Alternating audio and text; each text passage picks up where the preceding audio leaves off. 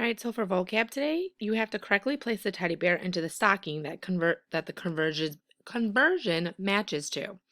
So we have 1 centimeter. So like I said, you want to use that reference sheet. If you have 1 centimeter, 1 centimeter is 10 millimeters. So 10 millimeters.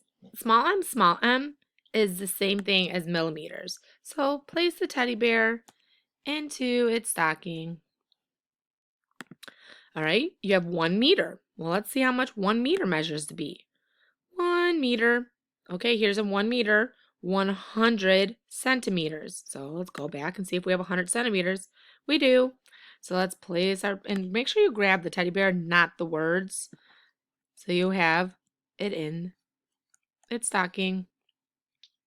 And then 1,000 meters. Let's just double check to make sure it matches 1 kilometer. 1 kilometer, 1,000 meters. It does. So let's click and drag it into its stocking. So we've matched 1 meter equals 100 centimeters, 1 centimeter equals 10 millimeters, and 1 kilometer equals 1,000 meters.